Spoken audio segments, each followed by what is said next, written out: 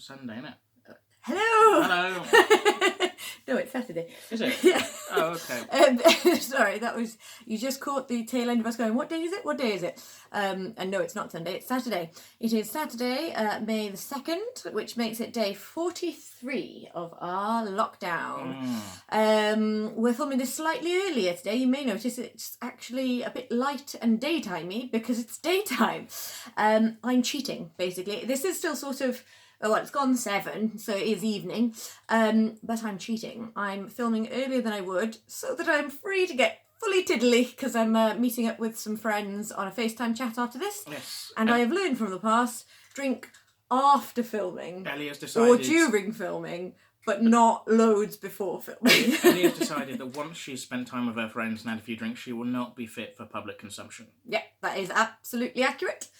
Meanwhile, I'm helping her line her stomach because I am cooking us a roast dinner. Yeah, I'm looking forward to that too. Which you'll have gathered from the start of this vlog. It is not a Sunday roast because it's Saturday. If it had been a Sunday roast, that would have been more by accident than design. Though. Yes. It's just a roast dinner. It's nice, isn't it? Days don't mean anything anymore. So. No. But yeah, nice big old roast because yesterday we got some groceries so we could sort of do a nice big cooking thing with lots of fresh bits and stuff. But yeah, so we're gorging, going to feast this evening. Also, cooking that roast dinner is basically the only thing I've done all day because... Yeah, today was a bit of a write-off, wasn't it? Yeah, well...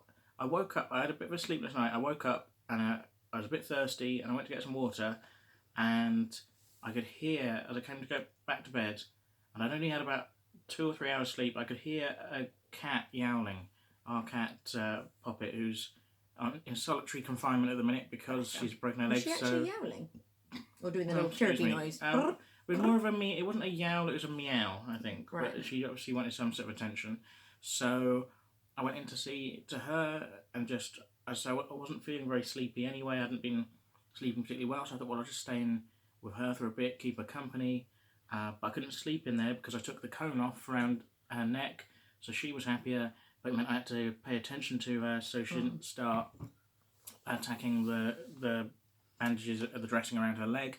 So I spent most of the night playing a video game. Is it Golf in Story? there, Golf Story, which is charming and fun. I recommend it if you've got a Switch or any other device that you can buy that on.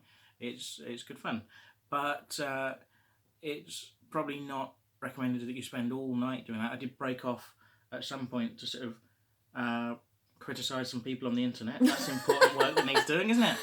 Who are you criticising on the internet? Well, a friend of mine posted up a meme basically saying about how badly the Tory government were doing. Oh, was this the it's only a flesh wound thing? Yeah. And some, like, it's amazing the things that people believe on the internet. Some guy leapt in sort of to the defence of the government and sort of blamed everything on the NHS for overspending when times were good, so now they don't have any money now, as if in some way they'd been kind of, you know, redecorating all the corridors, putting up art and taking the staff out on trips to theme parks. Yeah, I don't think he's met anyone who works in the NHS. When he's, that's the weird thing, he claimed his wife does. So I call bullshit. I feel bad for his wife. Yeah. But I'm not naming this person, but that's not out of any kind of moral compunction, but it's literally because I do not remember his name. But he was a prick. I wonder if this is all just actually he just is a bit bitter and angry about his wife. Maybe. So he's just having a go at the place she works. Maybe he's terrible at sex. And she will not sleep with him. Oh, maybe. He's having an affair with a doctor. That would make you a little bit less inclined to be generous towards doctors. Just don't. But yeah, we've had this conversation because the thing I'm wondering about is, like, admittedly, I think quite a lot of people who maybe weren't quite so staunch and avid Tory supporters, but obviously lots of people voted Tory in this most recent election. They had a landslide. And I've heard quite a few sort of stirrings of people going, oh, I'm sort of regretting this, and actually, oh, they are making mistakes, and I'm a bit less sure that I made the right choice, let's put it that way.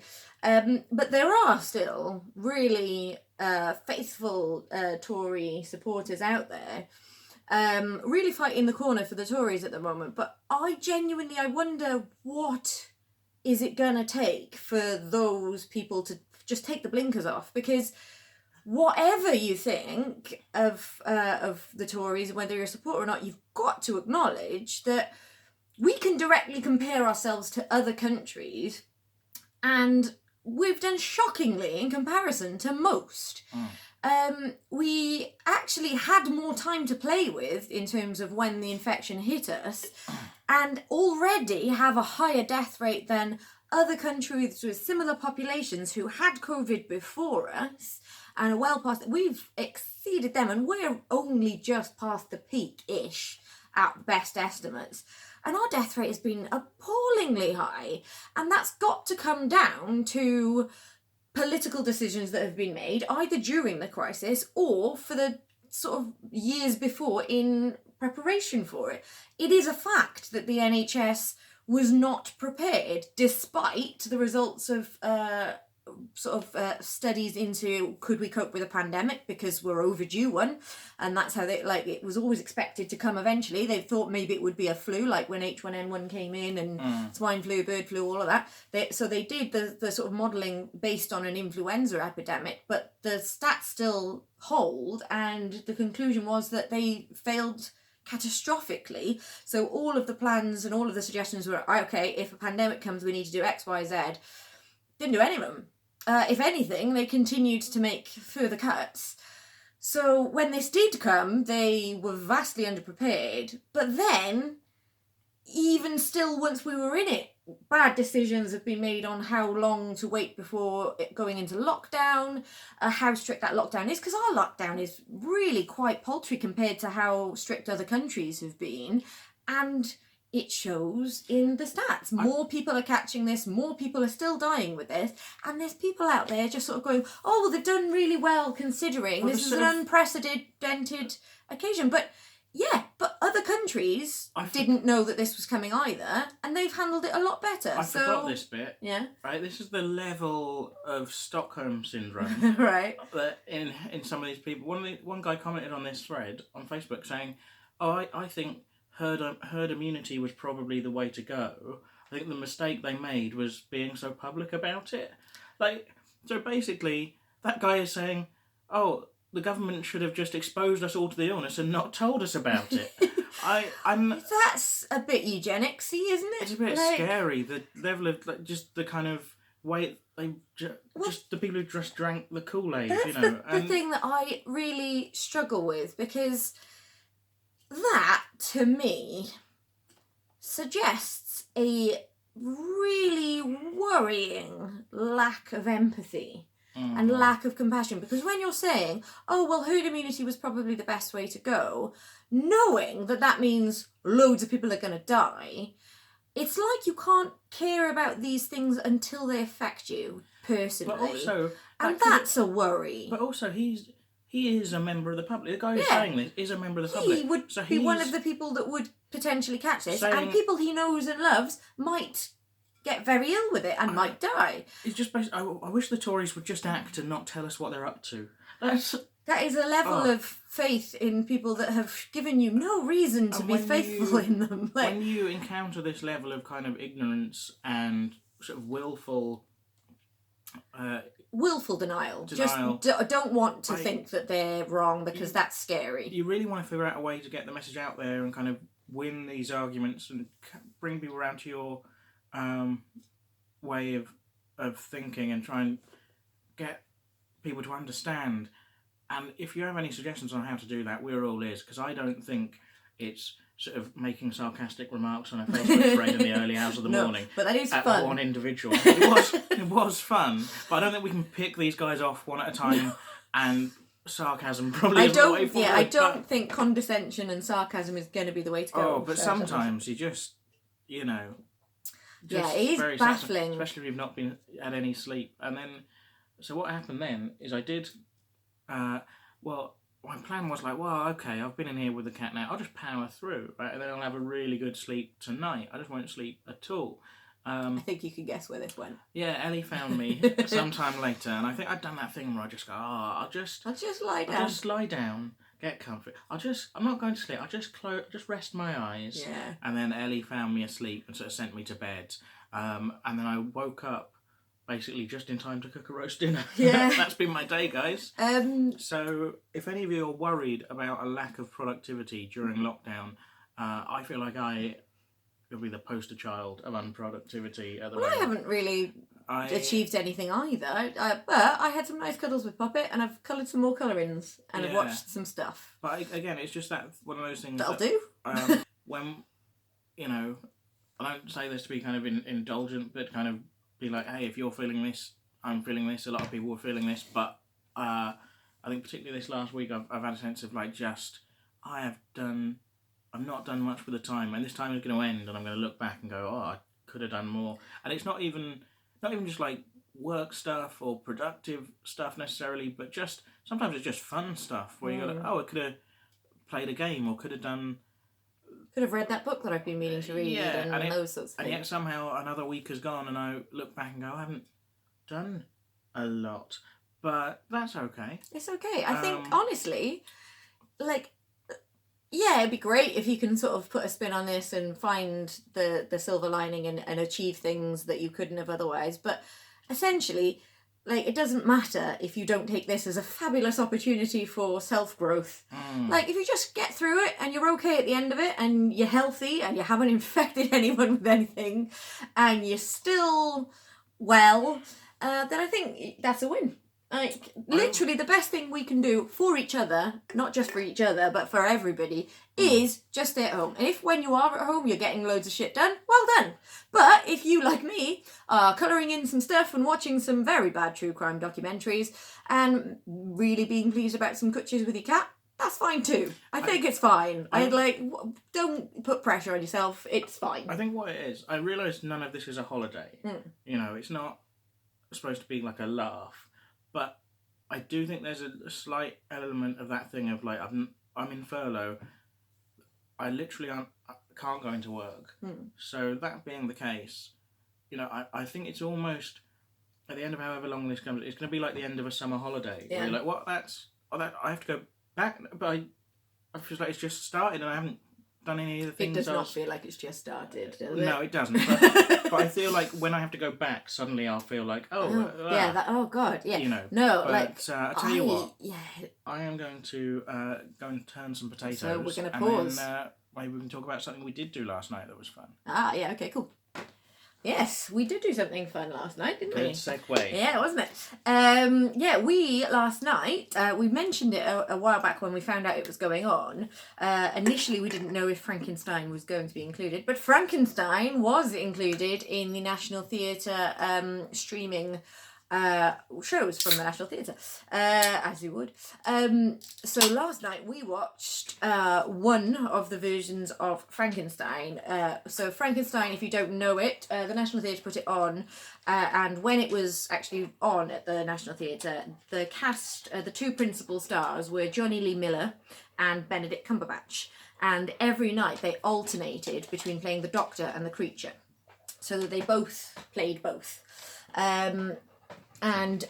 So what the National Theatre have done is they're actually streaming both versions. So you can watch both.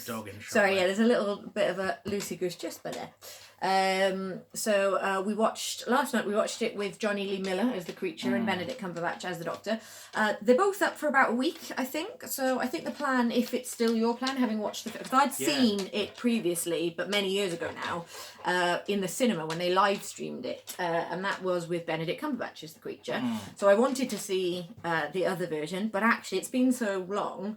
And I'd quite like to watch the other version now, so I can see, because it was interesting because I remembered certain bits of it quite vividly, and other bits of it had sort of got lost in the ether. But I won't say too much about it because actually maybe we can talk about it when we've watched them both. But I really liked last night's loads, and I wouldn't be able to say I sort of preferred one or the other from memory, but I do recall things being slightly different in tone with the Benedict Cumberbatch creature. So it'll be interesting to watch them both, I think. Well, it's a weird one because it's you're kind of constrained to time because it's up there for a week, which they're putting up for free, so I'm not complaining. But if we had owned it on DVD, for example, and the DVD had both performances on, you could leave a comfortable amount of time between. You'd watch one and then go, oh well, next time we fancy watching that in a couple of months, we'll watch the other one. But.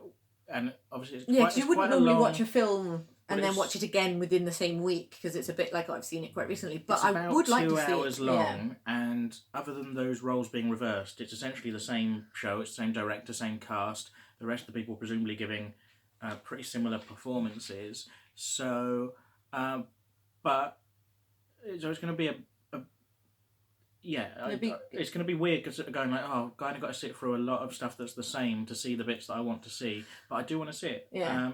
I think the creature is the kind of showier role. Yeah, which is interesting because when I first heard about it, I assumed that basically the creature was going to be more of a sort of not very wordy, not very sort of like more of a sort of hulking, sort of awkward, not very able. But actually, it's quite a. It's certainly a long way from kind of Hammer horror. Oh God, yeah. It's definitely more in line with the original source text. The creature is an incredibly complicated character, and he has some beautiful speeches and things in it, and lovely moments. So actually, I think, although actually the character of the Doctor is quite an interesting character, but I think that of the two roles, which I think is actually why they ended up both sharing both roles, the creature is the probably meatier role. It's got a bit more going on, but both are brilliant. And actually, and I should mention also, there were a few other familiar faces, but Naomi Harris is also in it, so that's one that you might recognise. She's now Moneypenny but she's also from 28 Days Later and things. She is Elizabeth, which is Victor Frankenstein's wife to be. They also have the guy, an old guy who's been in a bunch of things. Yeah, should have checked his name because I recognised him, but I don't know his name. I'm now thinking, well, good spot getting Naomi Harris and mentioning her, and I should have got this guy's name, but he's in the sitcom Mum, if you're familiar with that, and if you're not, I think it's all on iPlayer. You should check it out. It's really funny. Yeah, I haven't watched that either. Yeah. Well, there's another. My mum keeps reminding me that I need to watch Detectorists, which I do. And actually, I was talking to my mum, having a few messages back and forth with my mum today. We mentioned on the blog Afterlife the other day. Hadn't watched it. We've just watched the end of series 2. I won't say too much because mum's actually now started watching Afterlife. She's in series 1.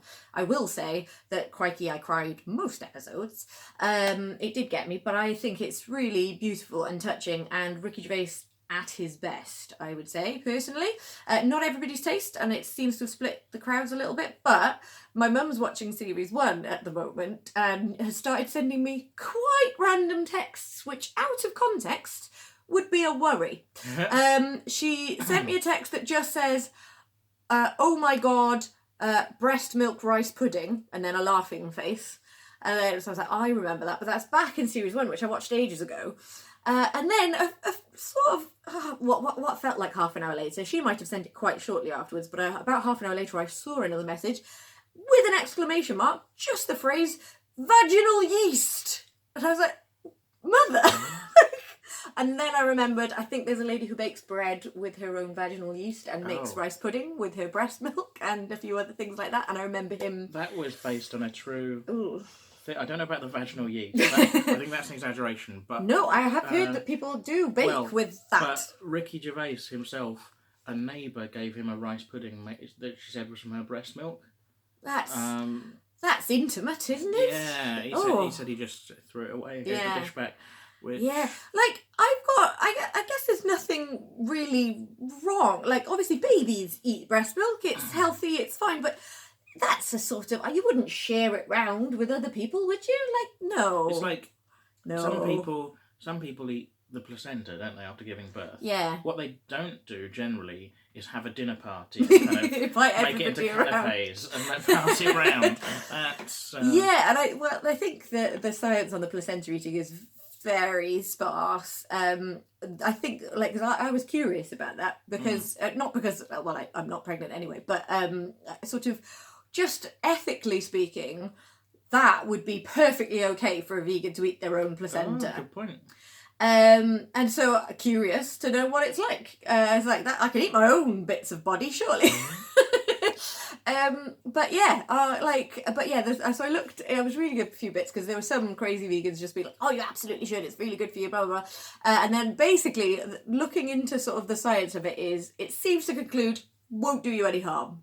Is the best that they could say. Like, if you want to, go on then. Is it? How would you prepare that? I don't know how I would prepare it because I don't know if I would prepare it, but I think you can have it fried sort with a bit of rosemary and balsamic vinegar. I think you probably want to like mince it up and make it fairly unrecognisable. I don't really know much about how it's going to look or. I mean, what happens if you get? It's going to be quite clotty. What happens if you get a taste for it? You have to keep having babies. Is it like, can you make it? When you say clotty, can you make it into like a black pudding? I don't know. I haven't done. Honestly, I didn't get to the stage of looking up recipes. I mean, sorry if this is a bit grim for anyone, but I wasn't expecting to talk about this. I've got a friend who's a midwife. I might ask her like to describe the placenta to me. Like, well, how would you cook that? To see what she thinks. But yeah, it's. But yeah, there would be zero. That is not. There's no animal abuse goes into that. That is perfectly consensual. And if you're a midwife, yeah. Like most placentas, presumably, like the majority of couples don't eat the placenta. No, I imagine they just get thrown away. You think it's morally probably acceptable? They go to the incinerator, I would imagine, because it's biological waste. Do you think it's morally acceptable for like a midwife to like take the placenta as like a tip and then bring it home? Not without consent, no. Okay, but if you ask, I guess if you asked, tricky to bring up, maybe. Yeah, I don't know if I don't. It would be odd, but I think basically the same would go for anything that they have removed from you.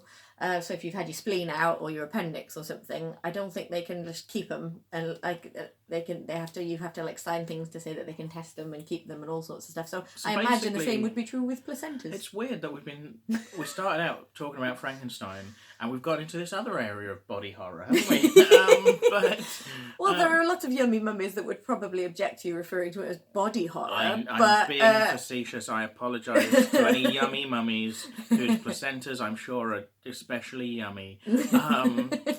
But I basically what I think we were trying to say is Frankenstein's really good. Check it out. Yeah, it is really good. I would say I couldn't tell you which version to watch if you're only going to watch one, because I honestly think that they're both brilliant. So, but I would say, I guess maybe if you are only going to see it once, see it with whichever is your favourite of those two guys in the role of the creature.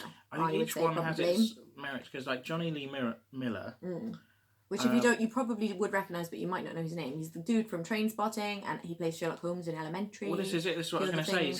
He is a big name. Like people, he's a known actor, obviously, but I couldn't bring to mind much that I've seen him in outside of Trainspotting. But I thought he was brilliant as the creature in this. Really good. Benedict Cumberbatch, also very good, but he's kind of playing the sort of well-spoken doctor. It's kind of the sort of role you would expect Benedict Cumberbatch to be good in. Yeah, quite haughty and sort of erudite and... So I'm kind of looking forward to seeing him being the creature, which is more cast against type. Yeah. I can only remember how I felt about the creature the first time I watched it, and I remember being quite choked up and very sympathetic. So I think obviously it's quite a sympathetic character, but also kind of awful, and so it's really good. Anyway, you should watch it. It's up for. Well, I think the first one went up on. Oh no, maybe it was No, it was the 30th. So Thursday the first one went up, and the second one went up on Friday. I think they're both up for a week, so one might finish on Friday and one might finish on Saturday. I'm not quite sure. But yeah, double check. But yeah, they're up. If you just write National Theatre Live into YouTube, they will come up. I will put the links in the blurb, but you literally just National Theatre Frankenstein and it will come up. So they're free to stream for a week. They're really, really good. Yeah, I would highly, highly recommend. I just want to break off very quickly to say happy birthday to my sister Heather. For yesterday. For yesterday. I should have said it yesterday. But to be fair, she has said she does watch these. Oh, does she? She's a bit behind. Oh, happy birthday, Heather. Absolutely fair enough. So even if we'd said it yesterday, she wouldn't have seen it for a few days. Ages. Anyway, doesn't really justify me not saying it yesterday, but it is what it is. We've covered you with birthdays previously. We did send her a present, which I believe arrived in time. So that's something, isn't it? Yes, that is something. I did have a little chat with her. It sounds like she had a lovely day. But happy birthday, Heather. Happy birthday to watching. Yes. Yeah, lots of people having birthdays under lockdown, which must be a bit weird, because mine probably will be. I don't know. Like, maybe we'll be in partial release by then, but we're about to go into May. My birthday's in the middle of June, so we've got maybe another 6 weeks or so till my birthday, 6-7 weeks. And certain measures might be relaxed by then, but I certainly wouldn't have thought it'll be all back to normal by my birthday. So if we're still in lockdown for your birthday, I think what I'm going to do. I mean, I don't know what I'm going to get you for presents, but something online. Yeah. I guess. Yeah. And something. I don't know. Maybe you could make me something. Maybe Fashion something. I mean, the way. How is your whittling? I mean, the way with my income at the minute, I'll make you something. It'll be great. Oh God. But well, you can make me a nice meal. Yeah. Yeah. Well, what I was thinking was it'd be quite. I could just not give you presents in the morning. Just wait till we're doing the vlog, and you can open them in front of everyone. What, for everybody else's pleasure? Yeah. Oh well, okay. That puts puts you under a bit of pressure. I would have thought, but all right. Yeah, I guess I'll have to wait a lot. Oh, I'll be super keen to film that day then. Presents. I'll do another early one that day. Speaking Filming of at 10 presents, though, I also should do a little thank you to a friend of mine, Liz. She's also our accountant at the escape room. Yeah, it was good, wasn't it? She was it yesterday or was it today? It came. All the days have blended into one. Was it today they arrived? Yes, it arrived today. Because I got a present to answer the door and you had already bounded down the stairs. Yes. And you had no idea what it was. So no. Well done for being that keen. Well, I was a bit scared as to why there was someone at the door. She had messaged me, but I didn't see the message until after I'd gone to the door. But she sent me a little selection of vegan cakes through in the post, which was absolutely lovely of her. Partially, mainly I think because I've referred a few clients to her and stuff, and so she's done some good business out of me. But it was also a very nice gesture. Just we've sort of been chatting. She's a lifesaver. To be honest, I should be sending her cakes rather than her sending me them. But it was also very thoughtful. They have quite a lot of them, and she did 2 of each one so that you can have some, so we don't have to fight over the ones. So a bunch of vegan cakes. Vegan, they are. They look delicious. They look really good. They're by Carrot Top Bakery, which are a local bakers that supply places like Quarters Coffee and stuff. We have yet to taste them, so we cannot vouch for the flavour. I dare say some of them are going to get eaten today, so I will let you know tomorrow. But yeah, so thank you, Liz. That was much appreciated and a nice surprise. So that's good. We've talked about nothing to do with the real world, and actually I want to keep it on that because sort of did a bit. A little bit. But is it eyelash time? Well, I was tempted to go serious, then I thought no. There's been about 5 days straight where I've had this one little thing on my list, and then it keeps just going into the next day, and I'm going to talk about it. Eyelashes, right? I know that doesn't sound very exciting, but when we first started doing this blog, a couple of people watched it and said something to me about my eyelashes look like, oh, those better not be real. They're not. I normally have false eyelashes, and they're basically individual lash extensions. So you go lie down for about an hour and have them individually glued on. So they gradually fall off one by one. And normally I have that done every 3 weeks. But obviously I can't have that done at the moment. And now I've got eyelashes that look mainly short, but I've got 2 really long ones on this side and 1 really long one on this side, which is an interesting look. They're just clinging on for dear life. But it made me think about everybody out there who normally has certain sort of beauty things done who can't. So, for example, I was supposed to have my hair re-dyed and coloured on the 20th of March. It's now May. My hair's still not been done. It's starting to look fairly terrible, but is what it is. My eyelashes look shocking, but because I'm not going to work, my nails have grown really well. In fact, to the extent where I actually had to cut them today. I never have to cut my fingernails because I always break them in work, but I actually had to cut them because they've got really long. So yeah, there must be loads of people with terrible grown out gel manicures that they have grown about halfway up their nails now, and things like that. So when this is all over, depending on how skint I am, I'm going to get the full works of everything done. I'm going to come out looking like a drag queen. It's as a man. Yes. When you get to know a woman, generally not all Don't women, realise but which bits are part of them. A lot of women wear makeup most of the time when they're out and about. Particularly if you've just started dating, they will be in full makeup most of the time you see them for a while.